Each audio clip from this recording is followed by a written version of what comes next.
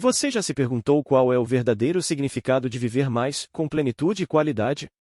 Muitas vezes buscamos longevidade apenas em anos, mas esquecemos de investir naquilo que faz a vida respirar luz. Nosso interior. Hoje, você vai acompanhar uma mensagem intensa e transformadora vinda direto da Maíse Braga. O segredo para uma vida longa e verdadeira não está só na alimentação ou exercícios, está em harmonizar corpo, mente e espírito, em cultivar valores que sustentam nossa caminhada. Sinta essa chamada. Não apenas para sobreviver, mas para existir com propósito e leveza. Fique comigo até o final, porque cada palavra tem o potencial de reescrever seu destino. Já se inscreveu no canal e ativou o sininho? Se não, esse pode ser o primeiro passo para uma vida com mais consciência. E me diz aqui nos comentários. Você quer viver mais, porém com alma? Estou ansioso para caminhar com você nessa descoberta. E houve época em que se dizia dentro do próprio Espiritismo: eu não sou feliz, mas faço os outros felizes. E os Espíritos amigos sempre a nos corrigir, porque também já foram homens, porque também já sofreram e erraram na Terra, a nos lembrar que precisamos também encontrar felicidade, ainda que seja a felicidade relativa que a Terra nos proporciona. Então nós temos sempre aqueles arautos de dias melhores que surgem na Terra e que transformam a sua área de vida, como foi o caso de Felipe Pinel, que ainda tão jovem libertou os loucos que moravam no subterrâneo da Universidade de Saint-Pétri, porque ele achava que o amor poderia ajudar o louco a encontrar uma razão de viver. E revolucionou a medicina psiquiátrica, na verdade, a criou. E vamos encontrar no próprio Brasil, tanto tempo depois, na década de 40, Nise da Silveira, que mulher psiquiatra decide que aquelas pessoas aparentemente loucas não eram pacientes, mas eram clientes, e que médicos e enfermeiros que tratavam com elas ali estavam, porque elas existiam, e era preciso que tudo de bom, de luz, fosse direcionado aos chamados loucos, que através da arte, da pintura, da cerâmica, podiam expressar emoções que eles mesmos negavam. E ela passou por coisas tremendas, porque foi uma revolucionária até o fim, na tentativa de fazer com que aquelas pessoas que muitas vezes não viviam mais, porque desenvolviam inclusive doenças físicas muito graves a partir do seu psiquismo, mas que pudessem ser mais felizes dentro do seu universo de loucura, de dúvida, de não aceitar a normalidade e por isso ir para um túnel do qual todos nós não estamos distanciados, porque já vivemos em outras existências muitas vezes momentos psíquicos gravíssimos que nos tiraram da lucidez. E às vezes em vidas como agora nós não temos a coragem de aceitar na própria família, às vezes, pessoas que têm dificuldades emocionais graves e que vêm para junto de nós dispostas a viver conosco, mas também a precisar da nossa ajuda.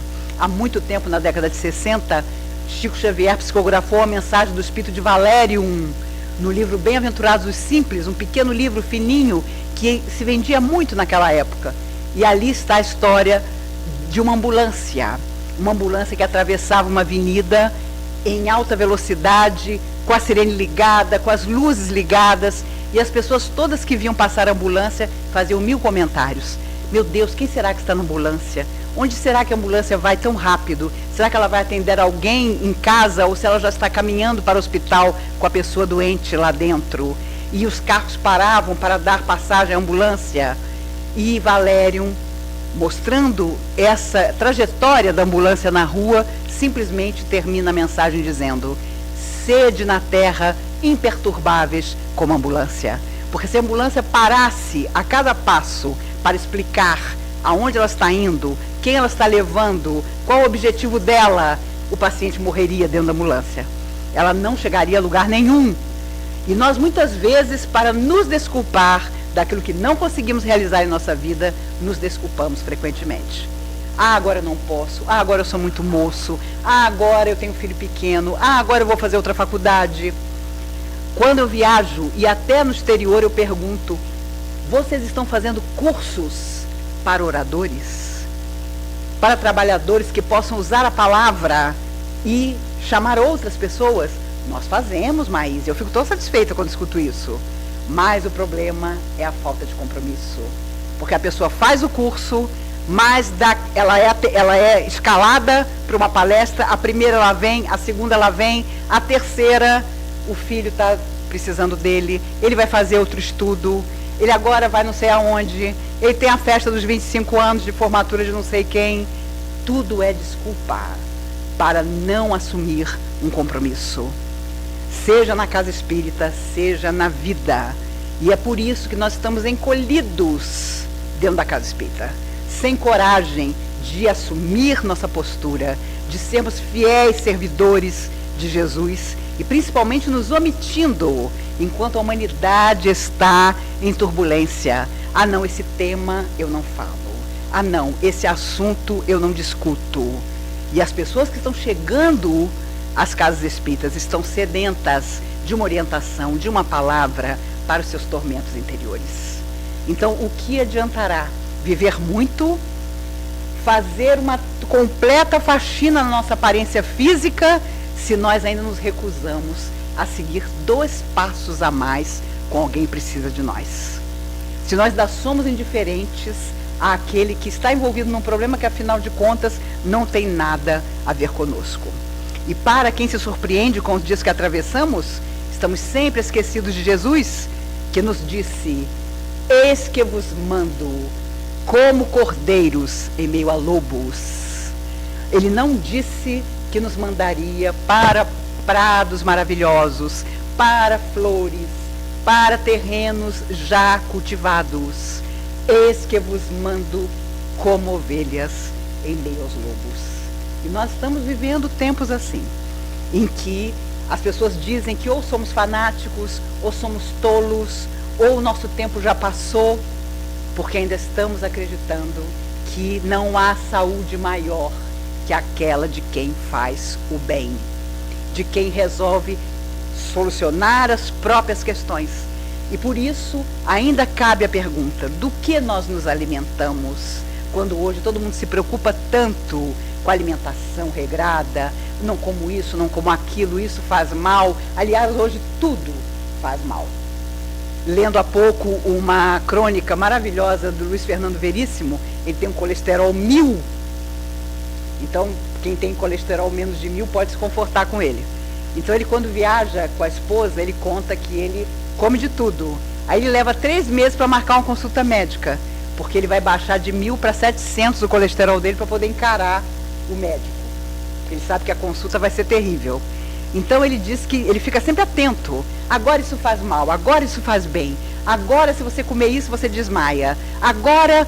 E ele termina a crônica deliciosa dizendo: eu ainda vou viver o suficiente para escutar os médicos dizerem que comer bacon todo dia desobstrui as artérias. Porque ele percebeu que ele ficou louco de perceber que esse leite já não podia, esse ovo já não podia.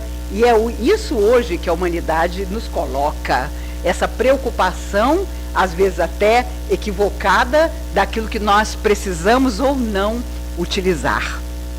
E é interessante, meu médico cardiologista diz para mim: todo mundo, Maíse, da sua geração, ainda muita gente vai pegar esse momento, mas a geração que vier depois da sua, realmente as pessoas vão passar dos 100 anos. E eu toda satisfeita, né? Ah, eu vou em dezembro eu faço 60, nem quero viver muito, estou sempre com a mala pronta, mas que bom que a geração que vem depois de mim, minha filha, vai viver muito tempo. É verdade, Maíse, mas tomando muito remédio. E é uma verdade, porque o nosso corpo físico ainda não está habilitado a chegar aos 100, aos 100 e poucos anos, sem tomar medicação. Porque há coisas que nosso organismo, aos 50, aos 60, já não consegue mais. Então surgem os remédios. A própria palavra remédio já diz: está remediando aquilo que o seu organismo já não consegue mais fazer. Então é óbvio que a partir de uma certa idade você olha para trás e diz: meu Deus, que saudade da minha juventude. Porque a juventude é um momento realmente único. E por isso a sociedade vive de enaltecer a juventude, de fornecer à juventude todas as necessidades reais ou irreais que ela acha que deve ter para ser feliz. E você chega a uma certa idade, já começa assim a pessoa olhar para você com aquele olhar de, ai, coitada, já o quadril já não funciona, né? Você já não pode comer determinadas coisas, ou beber determinadas coisas, bebe muita água, cuidado com o sol, e aí nós percebemos que o nosso tempo está passando. Mas para nós não cabe nenhum problema, porque nós sabemos que o corpo vai conosco até onde ele conseguir ir.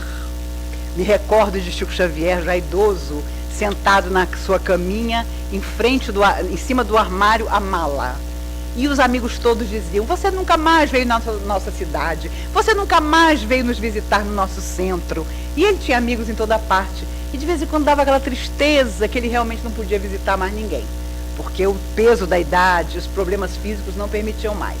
Então ele contava que um dia ele sentou na frente da mala e pensou, quer saber de uma coisa, eu vou esquecer a idade que eu tenho, a angina que eu tenho, os problemas que eu tenho, vou fazer essa mala e vou sair por aí. Vou viajar, vou rever as pessoas que não podem vir a Uberaba e que eu não vejo há tantos anos, deixa comigo, que agora eu vou. E ele contava que sabiamente escutou seu corpo dizer, pode ir, Chico, que eu fico aqui te esperando. E aí ele viu que não tinha mais jeito, não dava mesmo. O mesmo Chico Xavier, que aos 32 anos teve uma crise respiratória, foi para o degrau da cozinha e decidiu que ia morrer, porque era uma crise respiratória impressionante, que ele nunca tinha tido. E aí apareceu Emmanuel e disse a ele, o que o senhor está fazendo sentado nesse degrau? Eu estou morrendo. O senhor me recebe se eu morrer?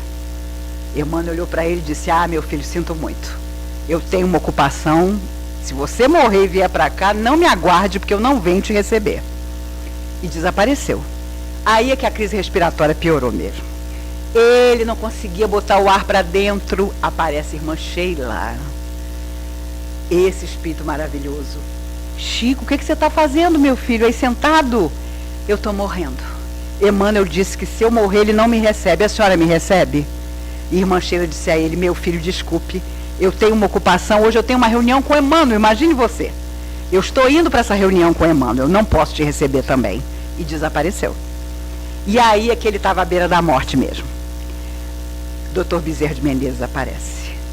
Meu filho, o que você está fazendo encostado nesse degrau? Eu estou morrendo, Dr. Bezerra. Emmanuel já disse que não me recebe, e irmã Sheila também. O senhor tem alguma solução para essa besta que sou eu? Dr. Bezerra deu um sorriso e disse, meu filho, quem sou eu para te ajudar?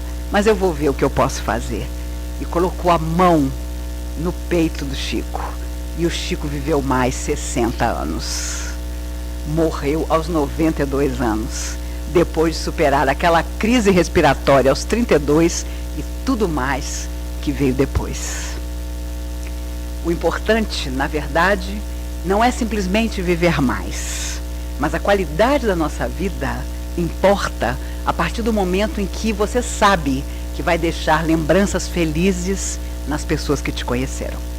Hoje parece uma bobagem, mas um dia, do outro lado, nós desejaremos que as pessoas se lembrem de nós com carinho, porque essa lembrança nos atingirá, nos envolverá, nos iluminará ou será uma sombra a nos acompanhar, se deixarmos mágoa, tristeza, desalento no coração das pessoas que ficaram para se lembrar de nós.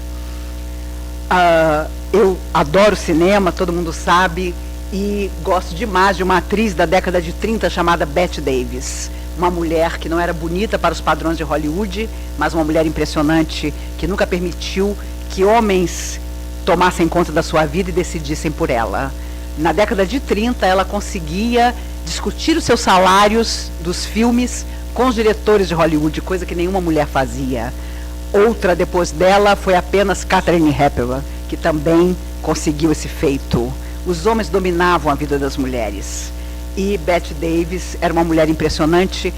Foi a primeira mulher que apareceu fumando num filme. Foi um escândalo absoluto. Mas ela manteve a sua carreira sempre digna até o fim. Idosa, depois de ter 3 derrames, ela ainda trabalhava. era uma mulher impressionante, mas ela causava muita inveja entre as outras mulheres exatamente por isso. As atrizes a odiavam e ela teve sua grande rival na atriz Joan Crawford, que tinha horror dela. E as duas juntas, já mais velhas, fizeram um grande filme em 1962, O que Teria Acontecido a Baby Jane, que é um filme até hoje clássico e que agora tem sido revisto na Netflix porque virou moda novamente por uma série que conta a vida das duas atrizes. Mas ela, já mais velha, percebendo o quanto a sua atitude de coragem perante a vida tinha causado problema em torno dela, disse uma frase maravilhosa. Ela dizia: eu sou boa no que eu faço, eu tenho até inimigos para provar. Porque quando nós somos bons mesmo em alguma coisa, sempre aparece quem queira puxar o nosso tapete, quem diga que nós não somos bons de verdade, quem diga que nós temos algum problema, por isso que nós somos daquele jeito. Coitada, não é feliz. Coitada, não teve filho. A mulher, principalmente, escuta muito isso. Coitada, é frustrada porque não ficou rica, então foi para o espiritismo. Ou então, coitada, ela não é muito certa, então não toca certos assuntos com ela. Quando ela passa dentro do centro, todo mundo evita. Fulana, é fulana, meu Deus, fulana. Tem gente que vai no banheiro para não cruzar com fulano, porque fulano não é muito certa, não é muito normal. Caetano Veloso já dizia: de perto ninguém é normal. E é a pura verdade. Se você começar a ficar amiga, se você começar a perceber as dificuldades do outro, você vai ver que todos nós temos as nossas lutas. Ninguém pode dizer: eu estou aqui, você está aí, porque isso não existe. Mas nós ainda vivemos de muita fantasia, nós queremos que tudo seja chapa branca. Ah, não, espírita... Canso de ter amigos que dizem: ah, mas vocês espíritas são muito corajosos, as pessoas morrem e vocês não choram, as pessoas passam por coisa, vocês têm explicação para tudo. E eu já conheci espíritas que na hora da sua própria dor, toda a teoria foi por água abaixo e a pessoa pirou de verdade. Eu tive um amigo, o único filho morreu aos 20 anos num acidente de carro.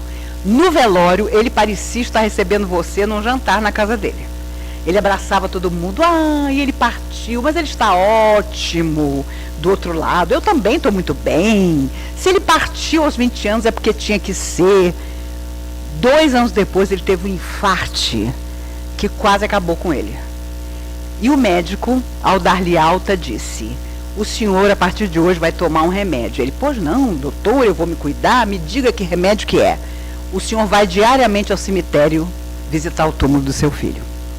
E ele chocado: não, eu não posso fazer isso, eu sou espírita, meu filho partiu na hora que tinha que partir. Não, o senhor vai, sabe por quê? Porque vai ser o seu remédio. O senhor vai lá, vai olhar o túmulo do seu filho e vai lembrar que ainda que o senhor reencontre o seu filho um dia, não vai ser o filho que o senhor perdeu, vai ser outro. Porque o senhor não me diz que no espiritismo vocês aprendem que a pessoa avança?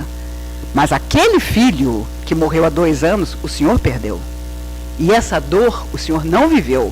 Então o senhor vai diariamente ao túmulo do seu filho, sim, para se conscientizar da sua perda e poder recuperar a sua saúde. E foi exatamente o que ele fez, está aí até hoje com 70 anos de idade. Mas precisou encarar a dor da perda que ele nunca tinha encarado. No fundo, claro, hoje sabemos, e é difícil até ir numa consulta médica hoje, que o médico pode ser o neurologista que for, já logo pergunta: como vai sua vida afetiva? Eles começaram a perceber que o nosso corpo padece daquilo que a nossa emoção não consegue solucionar. 68% de todas as mulheres que tiveram câncer de mama nos Estados Unidos, comprovadamente, viveram perdas que não conseguiram ultrapassar e desenvolveram câncer de mama. Quase 70%. Nós mulheres temos que tomar o maior cuidado, porque o nosso psiquismo é muito mais sensível que o do homem.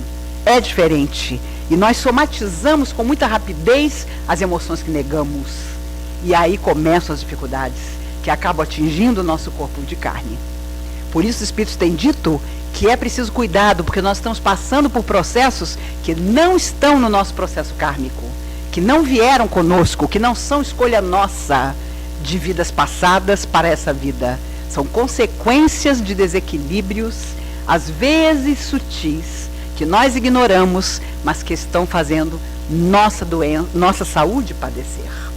Enquanto não formos realistas com nós mesmos, estaremos enganando principalmente a nós mesmos. E essa é a grande dificuldade de ter qualidade de vida.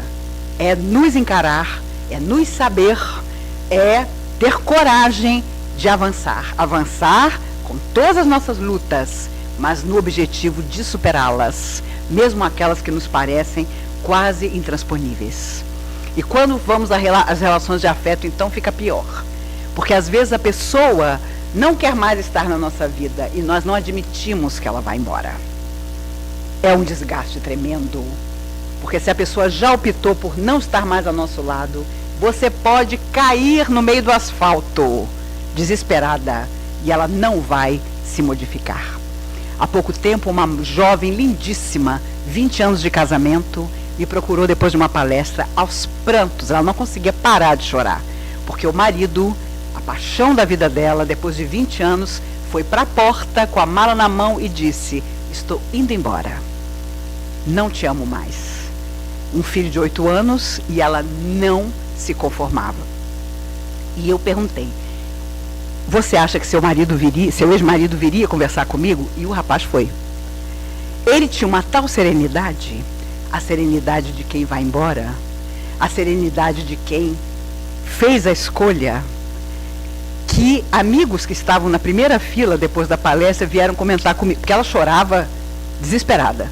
Amigos vieram me dizer: Maíse, que bom que aquela senhora tão desequilibrada estava com o irmão dela, né? Porque o irmão dela estava ali, tão calmo. E era o ex-marido, que estava calmíssimo, porque ele tinha tomado a decisão não tinha volta, e ela se acabando de chorar, inconformada: não me conformo, não aceito. Uma moça linda, mas destruída, porque simplesmente ele decidiu que ia embora.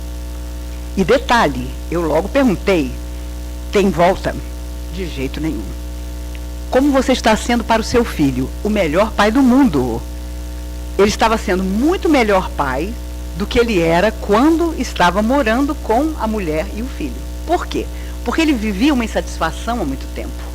Então ele não estava mais sendo aquela pessoa. Fora daquela relação, ele voltou a relacionar-se com o filho de forma positiva e até com ela também, querendo ser amigo dela. A inconformação estava com ela, a ponto dela dizer: eu não aceito, eu não me conformo. E eu dizendo para ela: mas você é uma moça linda, surgirá outra pessoa? De jeito nenhum, não vai surgir ninguém. Eu falei: meu Deus, como ela... E eu falei: você está brevemente, em breve você estará muito doente, pode ter certeza disso, porque você não quer aceitar. E você não tem outra opção a não ser aceitar a decisão. E é claro, é difícil. Mas como dizia John Lennon, quando eu amo a pessoa, se ela quiser ir embora, eu deixo que ela vá embora. Se ela realmente estiver ligada ao meu destino, um dia ela voltará. E não adianta querer manter ao nosso lado quem não quer. Porque isso é uma coisa horrorosa, é um desgaste tremendo. É como você pegar um cadáver e sair arrastando. Porque a pessoa não quer mais viver com você, ela não quer mais estar ao seu lado. Ela foi o sonho da sua vida, mas hoje ela não é mais. E não te cabe ficar doente, desesperada, desequilibrada, por causa de uma pessoa que não quer mais. O querer é a mola propulsora da nossa vida. Quando nós queremos, conseguimos mudar tudo. Quando não queremos, nem Deus pode fazer nada. Dorlais Capilé, hoje com 98 anos, uma das fundadoras da Comunhão Espírita de Brasília, na década de 60, era a única pessoa que a Fera da Penha, no Rio de Janeiro, presa por 30 anos, por ter ateado fogo a filha do seu namorado, que prometia casar-se com ela, separando-se da esposa, mas nunca cumpriu. E ela então raptou a menina na porta da escola, dizendo-se amiga da mãe da menina, levou-a para um matadouro na Penha e ateou fogo à menina, dando-lhe um tiro.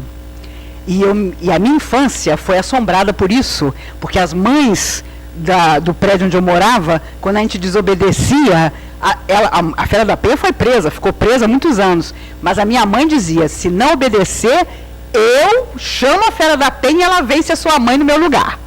Então era um drama. A Fera da Penha era o demônio, né? A gente morria de medo da Fera da Penha. Chamava-se Neide, a moça.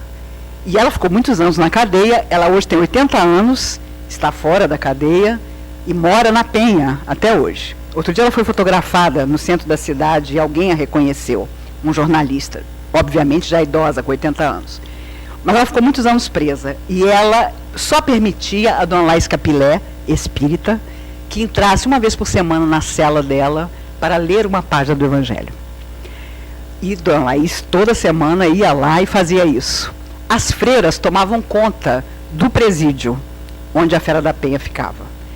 E um dia, quando a dona Laís Capilé foi ler aquela página do Evangelho que fala sobre os inimigos do passado, sobre as consequências dos nossos atos de uma vida para outra, a Fera da Penha teve um ataque dentro da cela e exigiu que dona Laís saísse. Não queria mais ouvir nada, porque ela não queria saber das consequências que, apesar de estar presa pagando a sua dívida, ela um dia poderia ter em outra encarnação. E a dona Laís ficou tristíssima, porque gostava de estar ali trocando ideias com a Fera da Penha, mas desse dia a história acabou. E aí as freiras que dirigiam o lugar disseram: Laís, minha filha, quando a alma não quer, nem Deus pode fazer nada. E a dona Laís contava isso nas palestras dela, até ficar velhinha, porque chegava a essa conclusão realmente, de que quando a alma era contrariada por uma verdade que a afetava, imediatamente ela eliminava aquele conhecimento. E muitas vezes, quando nós nos aproximamos da doutrina espírita, só absorvemos de doutrina espírita, trazemos para nós aquilo que nos convém, aquilo que nos faz pensar, que nos faz ver a necessidade de mudança, muitas vezes desprezamos. E por isso uma nova mentalidade precisa existir em nós.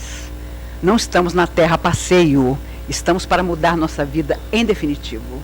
Os amigos espirituais dizem que para nós atualmente encarnados na Terra, e somos 7 bilhões, essa é uma vida decisiva, porque ela é o Deobar do terceiro milênio, ela é aquilo que nós sempre pretendemos, que é o nosso processo evolutivo positivo, mas que a grande inveja que hoje aqueles que estão fora da matéria e são desequilibrados têm de nós, é o simples fato de ainda estarmos num corpo. E, portanto, somos responsáveis por esse corpo e principalmente sobre o psiquismo que rege o nosso corpo. Então, nunca estaremos falando de saúde, de viver muito, de viver bem, se não estivermos falando do enfrentamento das nossas emoções e das nossas deficiências que precisam ser, desta vez, solucionadas. Os espíritos contam que muitos de nós, de uma última vida para essa, ficamos longo tempo fora da matéria. O máximo que conseguimos entre a última encarnação e essa atual. E que pudemos, muitos de nós, analisar vidas que se passaram de 800, 1000 anos até essa data da nossa volta.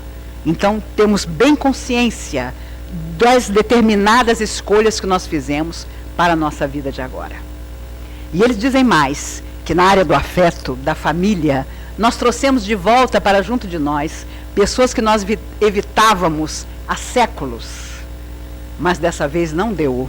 Dessa vez nós tivemos que reencontrar essas pessoas, como pai, mãe, filho, marido, ex-marido, namorado, porque não dava mais para evitá-las. E por isso os conflitos afetivos são tão grandes nos dias que correm, porque não deu jeito, nós evitamos o quanto pudemos e agora essas pessoas estão de novo fazendo parte do nosso universo.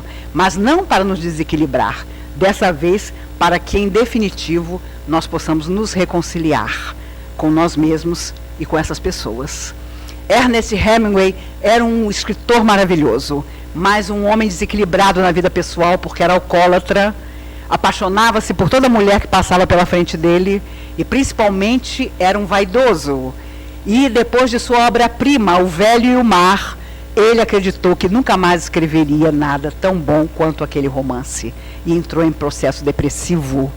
E ele não aceitava a velhice, era um caçador exímio, ia à África, matava muitos animais, foi correspondente de guerra, fotógrafo na guerra, era um homem impressionante, mas um covarde quando apareceram as questões de saúde provocadas pelo próprio alcoolismo. Ele tinha depressões pavorosas e se recusava a tratamento. Ele foi internado mais de uma vez pela sua última esposa, mas sempre conseguia enrolar os médicos e fugia. Até que, percebendo que ele mesmo causara no seu corpo físico, através dos vícios, uma série de problemas que não solucionaria, ele pega uma espingarda e suicida-se de uma forma absurda, quando ainda tinha tanto a realizar.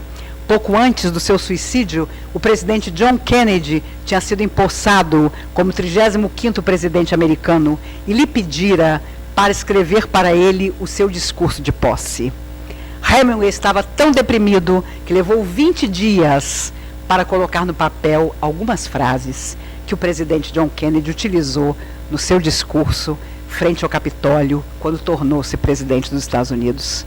E Hemingway, ao ver aquilo, o quanto a sua decrepitude não era simplesmente o fim do seu corpo, mas o fim da sua inteligência, porque estava se destruindo, recorre ao suicídio, porque foge da vida ao não conseguir suportar a velhice que já começava e todas as consequências do que ele nunca tinha conseguido solucionar na sua vida.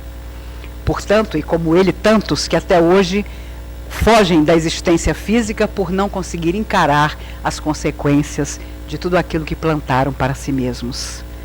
E por isso, em todas as mensagens, os espíritos amigos nos recordam que somos o passado em forma de presente, mas precisamos nos transformar agora em definitivo. Numa das páginas mais lindas psicografadas, Emmanuel nos conta no livro Libertação a história do peixinho vermelho. Gordinho, ele precisava conhecer outras coisas que não fosse o lago onde morava. Faz uma dieta, consegue passar pelo buraco, dá no rio e do rio dá no mar. E ao perceber a grandiosidade da vida que havia fora daquele lago, ele resolve voltar para contar aos outros peixes do lago que o mundo era muito maior que aquele pequeno lago. Mas é ridicularizado. Que absurdo, nós estamos aqui tão confortáveis, alguém joga sempre comida para nós, por que nós vamos nos esforçar? Eram todos bem gordinhos, ainda iam ter que fazer dieta para passar por aquele buraco e tentar alcançar aquele mundo que o peixinho vermelho dizia que existia, mas está na cara que era pura imaginação. E o peixinho vermelho parte desconsolado. Pouco depois, uma seca invade a região, a família abandona a casa, o lago perece, a água desaparece e os peixes que ficaram morrem todos. O peixinho vermelho bem que tentara falar a eles de um mundo muito maior, que eles não aceitaram, porque era muito esforço ir em busca desse mundo. Esse livro, essa obra maravilhosa, que faz parte dos livros da coleção de André Luiz, nos fala na década de 40 sobre esse lago onde tantas vezes nós queremos ficar. Mas nós conhecemos o rio, nós sabemos que o mar existe, nós sabemos como o mundo é imenso, como a vida continua além da vida.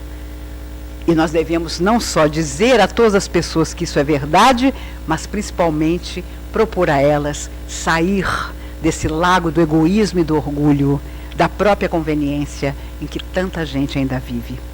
É muito triste quando os amigos espirituais nos dizem que a maioria da humanidade ainda vive completamente inconsciente das realidades espirituais.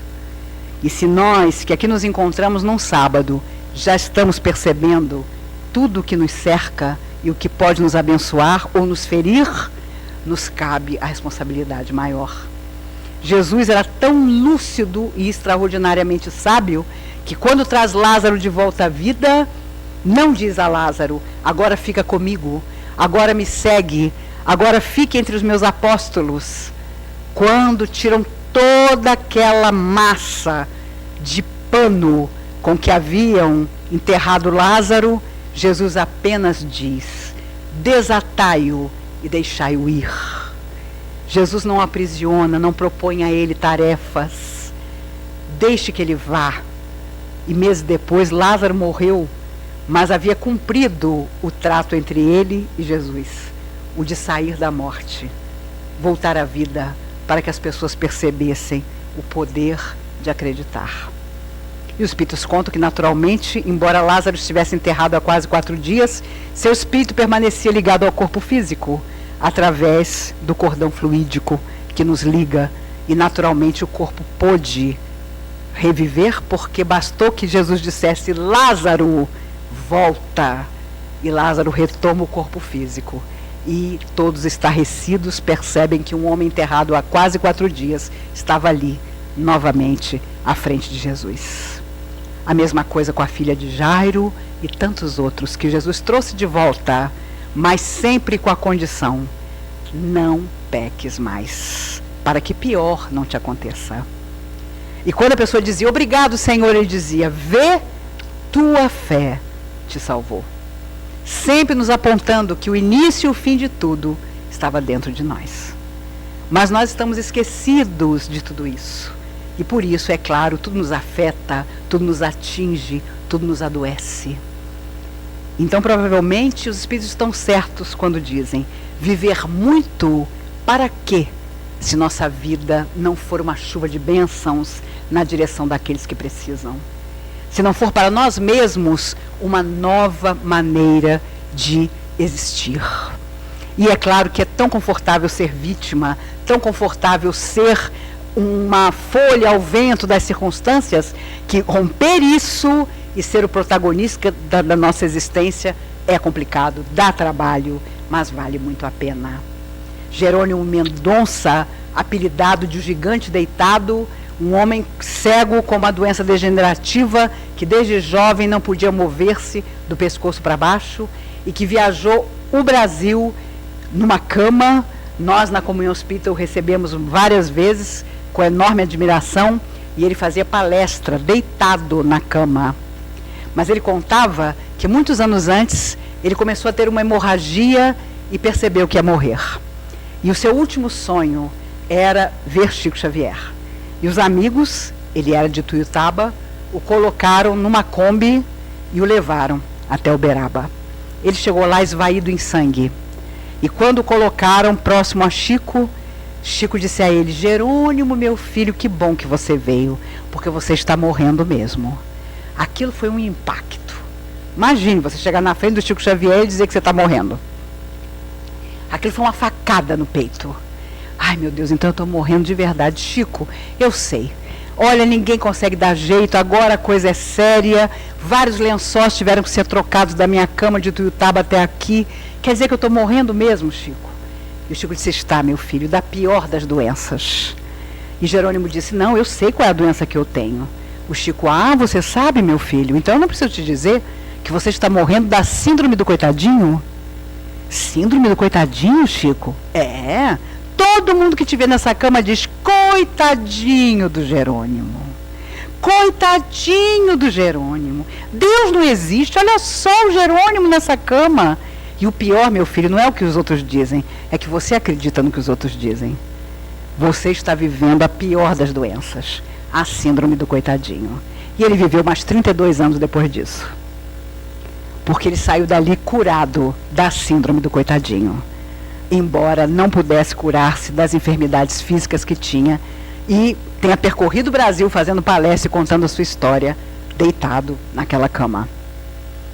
A verdade é que hoje muita gente vive a síndrome do coitadinho, e até com prazer. Você propõe qualquer coisa para que a pessoa melhore, qualquer coisa para que ela se modifique, mas ela é tão vítima que ela não consegue nem sair de casa. E o pior, muitos espíritas às vezes alimentam isso.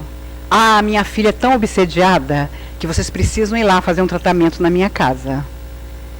E eu conheci gente que formava grupo para ir à casa da pessoa, a pessoa não movia uma palha, recebia na casa, tomava o passe. Isso, o doente tinha 19, 20 anos. Não era nenhum idoso com problema no quadril, não.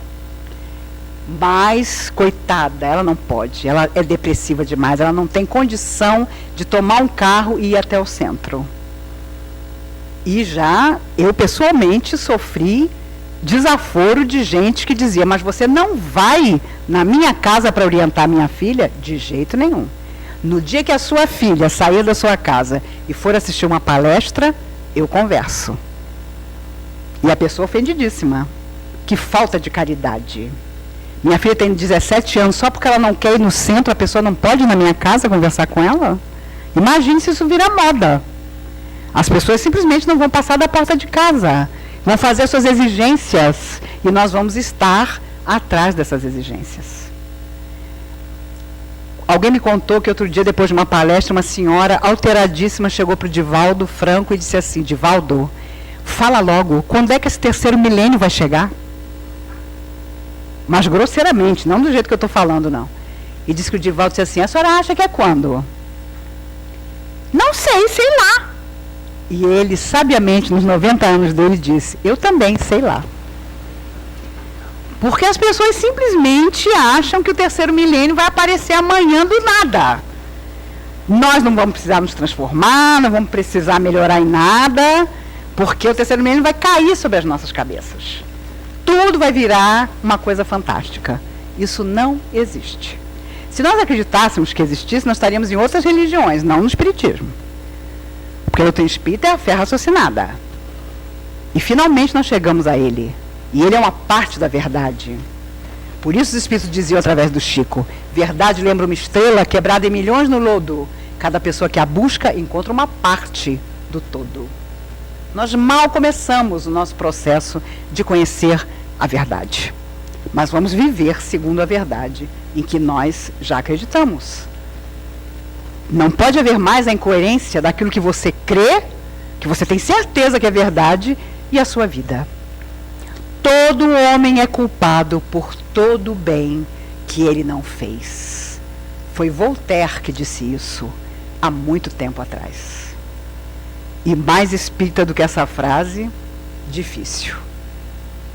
E me recordo sempre com muita preocupação de uma outra frase de Jesus, quando ele conta a parábola dos talentos. E surge o momento em que o servidor diz, e tendo medo, eu escondi na terra o teu talento. Não haverá justificativa para nós. Por medo, nós não podemos esconder o talento das nossas vidas. Vamos aos grandes desafios. Vamos perder o medo de recomeçar. Uma mulher perguntou a Chico, Chico, e se o mundo acabar? E se houver uma grande guerra? E se a terra explodir? E o Chico tranquilamente disse a ela, minha filha, Deus nos ama tanto que se o mundo acabar, Ele vai providenciar outro mundo para a gente morar. Essa serenidade, essa certeza com que Chico respondeu a essa senhora, deve nos manter. Não importa o que aconteça no futuro, vamos no presente solucionar as nossas questões. E ainda que amanhã sejamos convidados a deixar o corpo de carne, porque nós podemos... Eu conheço pessoas que vão a médico de 3 em 3 meses, fazem check-up, se viram de cabeça para baixo, mas se você atravessar a rua sem olhar para os lados, você morre atropelado. Seus exames podem ser maravilhosos, mas se você ficar desatento, algo pode levar você para o outro lado rapidamente, inesperadamente. Eu me recordo de uma vez que eu estava falando sobre morte, e no meio da palestra eu falei, porque fatalmente todos nós morreremos, e o espírito amigo imediatamente me corrigiu. Não use a palavra fatalmente, porque a morte nada tem de fatal. Tamanha naturalidade com que nós devemos encarar a ausência do corpo de carne. Porque para nós, e para quem tem medo de morrer fica complicado, porque a questão da morte não é se, é quando. Não há se na morte. Ah, porque se eu morrer, é quando? Porque todos nós sabemos que vamos sair do corpo através da morte física. Então não adianta se abalar, não adianta ter pavor, mas nós sabemos que esse dia chegará. Pode ser daqui a 80 anos. Quem tem diabetes como eu, vive na disciplina e vive ao mesmo tempo rezando, uma célula tronco milagrosa. que apareça para os diabéticos e você possa comer doce novamente. É sempre para fazer alguma bobagem, né? Que a gente quer que apareça um remédio. E, obviamente, provavelmente, o primeiro remédio de diabetes com célula-tronco vai ser tão caro que a gente não vai poder comprar. Então, a gente tem que começar a pensar que numa próxima vida nós vamos agir de outra maneira, vamos nos preocupar com o DNA da família que vai nos receber e, de repente, vamos ter merecimento de não estar numa família que tem o DNA do diabetes e por aí vai. Mas confesso a vocês que de todas as experiências que vejo as pessoas passarem, percebo que a nossa cabeça e o nosso coração comandam tudo, para o bem ou para o mal. Por isso que nós possamos viver muito, mas viver de forma tão intensa que cada vida, cada dia nosso seja um dia de equilíbrio, de renovação e de paz. Ainda outro dia, minha filha comentava comigo que eu amo a Segunda Grande Guerra, já li tudo, já vi tudo que vocês podem imaginar sobre esse período da história. E uma vez eu perguntei aos espíritos se eu teria vivido naquela época. Eu nasci em 1957, 12 anos depois da guerra acabar, então eu poderia ter vivido ali. Mas os espíritos disseram que não, mas que eu tinha acompanhado na Europa, então, vivendo a Segunda Guerra, pessoas que eu amava e que estavam vivendo aquele período. Então isso me marcou muito, porque do mundo espiritual eu acompanhava essas pessoas nos seus sofrimentos. E eu sempre digo, meu Deus, os campos de concentração, como é que aquilo existiu? Como é que as pessoas não fizeram alguma coisa para que aquilo não acontecesse? Embora todo mundo soubesse que aquilo existia. Então aquela surpresa do final da guerra, aquilo foi tudo uma bobagem, porque as pessoas sabiam que os judeus, os homossexuais, os intelectuais, os deficientes físicos e mentais eram levados para aqueles lugares para morrer. E ainda hoje, de vez em quando, aparece denúncia de campos semelhantes que existem aí em alguns lugares do mundo. Mas quando a Segunda Guerra acabou e os americanos e aliados a venceram, eles queriam, de alguma forma, a simpatia dos povos que durante 6 anos haviam sido praticamente eliminados da terra pelos alemães. E quando os americanos chegaram numa aldeia alemã das mais humildes, viram que a cidade estava toda devastada e a sua única igreja destruída.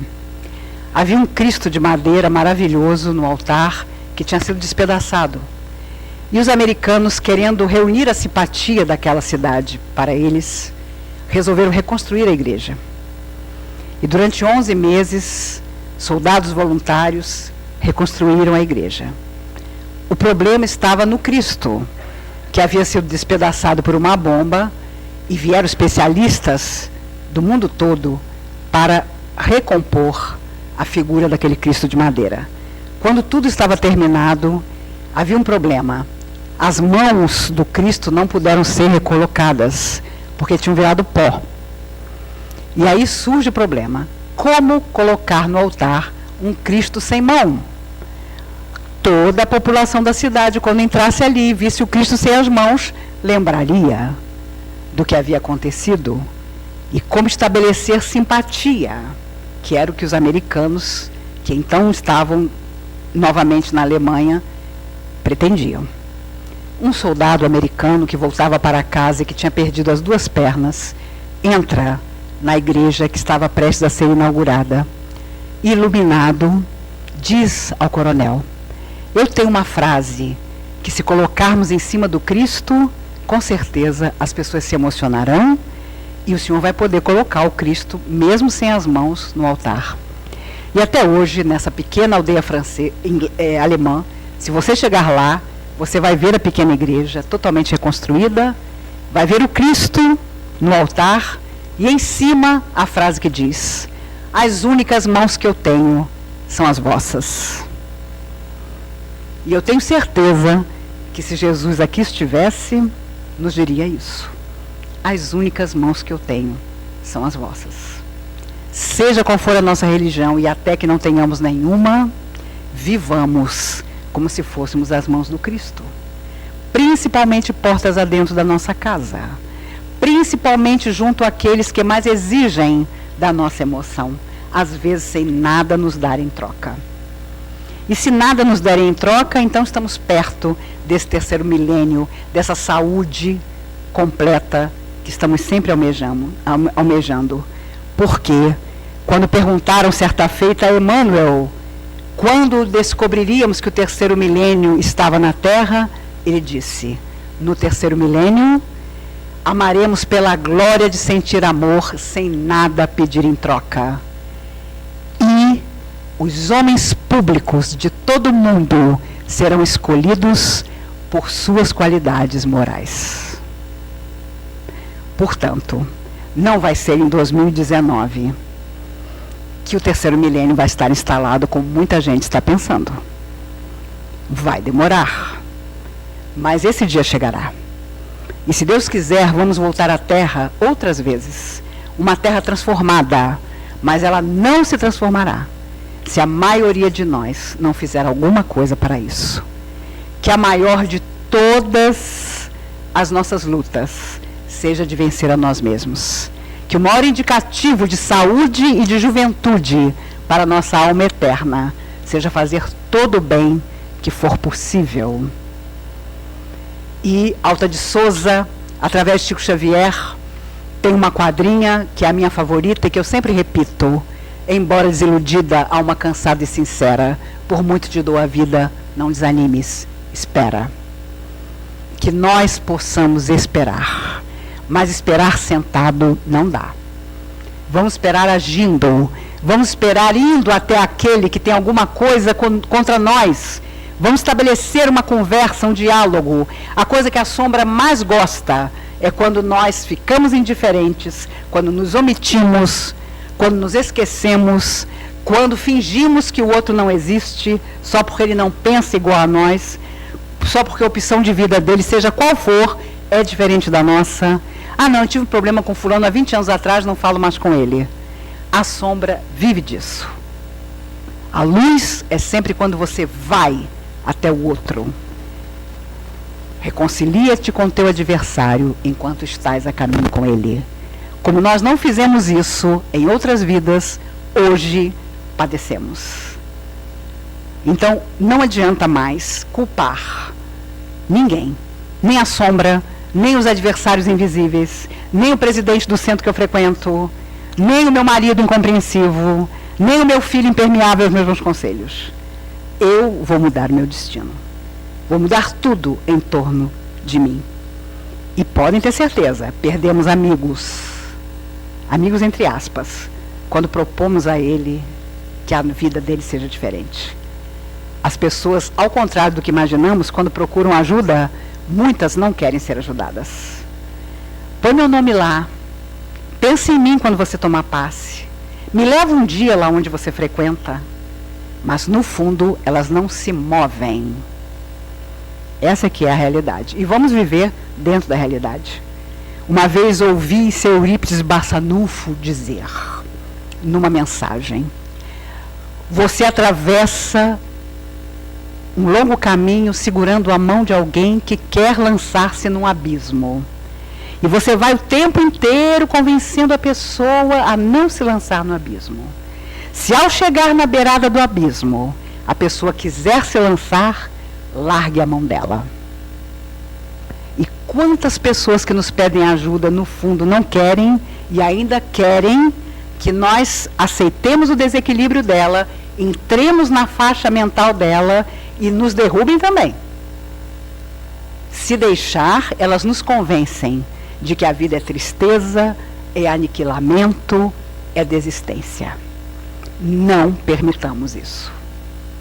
Não deixemos que ninguém diga que somos só metade de tudo que nós podemos ser. Essa é a pior de todas as doenças. Alguém nos convencer de que nós não podemos mudar para melhor e superar todas as nossas dificuldades. Eu tenho certeza absoluta que quando nos encontrarmos novamente, tanto eu como vocês estaremos ainda melhores do que estamos hoje. Porque a nossa tarefa mal começou. Só ontem a noção do belo e do verdadeiro chegou ao nosso coração. Portanto, ainda há muito a realizar. há muito a fazer. Somos eternos, mas como um espírito amigo me disse há poucos dias atrás, não é porque somos eternos que temos a eternidade para melhorar. No próprio mundo espiritual, seres dispostos a, enfim, voltar à Terra para fazer algo de bom. Estão sendo convocados pela espiritualidade a trabalhar mais depressa, na própria renovação e na renovação da vida em torno. E esse amigo espiritual ainda dizia, e um problema grave que está acontecendo com muita gente é que queremos chegar ao 10º degrau da escada sem começar pelo primeiro. Vamos de degrau em degrau, com tolerância para nossas deficiências, mas não com a síndrome do coitadinho. Ah, não, no meu atual processo evolutivo eu já alcancei o máximo, vou deixar o resto para outra vida. Isso não existe. Temos que avançar. Avançaremos, malgrado nossa própria vontade, porque a Terra, ainda que seja pelo sofrimento, vai avançar. E se nós quisermos voltar à Terra, em novas experiências, vamos ter que avançar com ela. As pessoas lembram muito de Capela, que na época da nossa Idade da Pedra, atravessava, na região do Cocheiro, o mesmo processo que começamos a viver na Terra. E é claro, muitos dos capelinos fracassados foram convidados a começar a viver na Terra. E encontramos entre eles Leonardo da Vinci, que se lembrava da vida que tinha tido em Capela e chorava amargamente, desenhando helicópteros, coisas que ele sabia que naquela vida não veria, mas cuja lembrança trazia de Capela, o planeta onde ele tinha vivido antes. Mas tivemos também Calígula, um dos mais cruéis Césares romanos, que era também um exilado de Capela. Então, mesmo quando você se exila para outro mundo, se você permanece com seu coração igual, você é um títere, é um tirano, é um louco naquele planeta que te acolheu. Júlio César era um capelino, reencarna tempos depois, tinha sido Alexandre o Grande, volta como Júlio César na Roma Antiga e renasce como Napoleão Bonaparte. Em todas as vidas em que exerceu um enorme poder, não soube realizar a sua tarefa.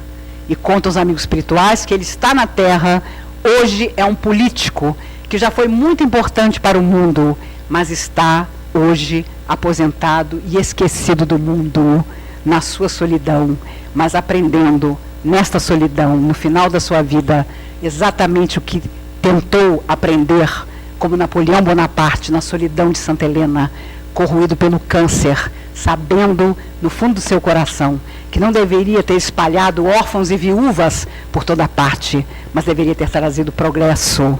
E como ele nunca conseguiu isso, sempre detendo grande poder, voltou, ainda assim fracassou relativamente, e hoje, na solidão do fim da sua vida, da sua velhice, ele ainda sabe que terá que voltar e recomeçar.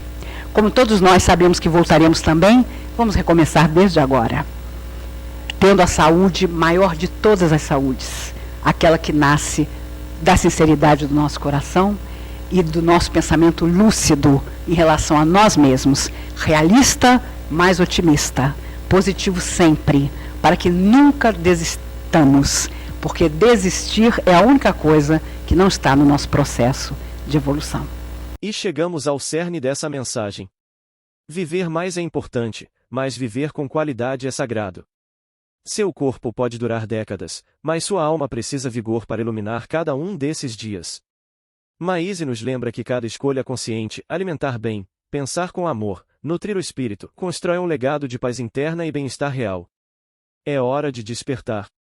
Cuide de você como um templo de luz. Cultive hábitos que reverberem em equilíbrio, amor e paz. Lembre-se. Se você busca longevidade, que ela seja acompanhada de leveza, alegria e conexão espiritual. Se essa mensagem tocou seu coração, compartilhe com alguém que está em busca de qualidade de vida com alma. Conte aqui nos comentários.